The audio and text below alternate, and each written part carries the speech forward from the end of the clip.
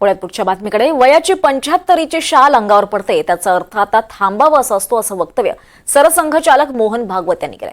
75 नंतर माणसाने बाजूला होत इतरांना संधी दिली पाहिजे असा संघकार्याचा वस्तुपाठ मोरोपंत पिंगळेंनी घालून दिला होता, याची आठवण सरसंघचालक मोहन भागवत यांनी काढली। Moropant Pingale architect of Hindu resurgence या पुस्तकाच्या प्रकाशन सोहळ्यात मोहन भागवतांनी ही आठवण सांगितली आहे। मोहन भागवतांनी केलेल्या या वक्तव्यानं राजकीय वर्तुळात चर्चांना उधाण आलंय। 75 वर्ष का आपने किया, लेकिन मैं इसका अर्थ जानता हूँ।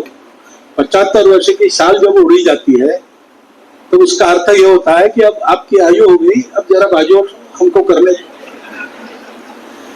म्हणजे त्यांच्या गौरवाकरता गौरवाचा भाव मनात जो सगळं होतं त्याच्यात तो गौरव आपल्याला चिकटू नये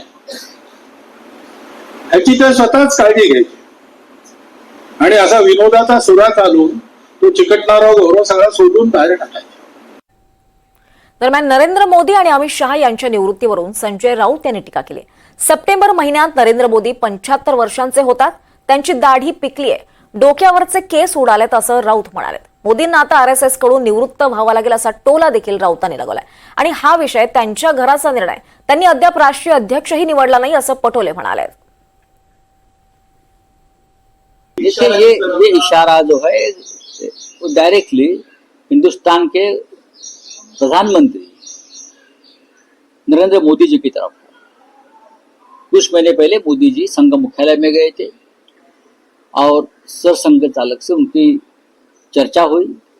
उस चर्चा में भी यही बात निकली है कि सितंबर में प्रधानमंत्री जी को 75 साल हो रहे, जो नियम बना है वो नियम सबके लिए समान है, चाहे अडवाणी जी हो, चाहे मुरली मनोहर जोशी जी हो, चाहे और कोई हो, चाहे अमित शाह जी हो या चाहे मिस्टर हमारे मोदी जी हो। मोदी ने सब कुछ भोग लिया ना, पूरा जगह भ्रमण किया, हाँ, स्पेशल फ्लाइट में घूमे, देश की सत्ता का सुख लिया, हाँ, सब कुछ ले लिया। अब राष्ट्रहित के लिए उनको निवृत्ति। बघा, भाजप आणि आरएसएस मध्ये नेमकं काय चाललेलं आहे हे आपण पाहतोच आहे की राष्ट्रीय भारतीय जनता पार्टीचे अध्यक्ष अजून नेमले जात नाही। तो गोंधळ आपल्याला सगळ्यांना पाहायला मिळत आहे। आपल्या मराठी भाषेतला शब्द आहे गोंधळ, म्हणून मी त्यांच्या पार्टीत गोंधळ चाललेला आहे मी म्हणणार नाही, पण ते चाललेलं आहे आणि त्याच्यामुळे त्यांच्यात काय चाललं काय नाही ते त्यांच्या घरातला प्रश्न आहे, त्याच्यावर मी काही फार प्रतिक्रिया द्यावी असं मला वाटत नाही।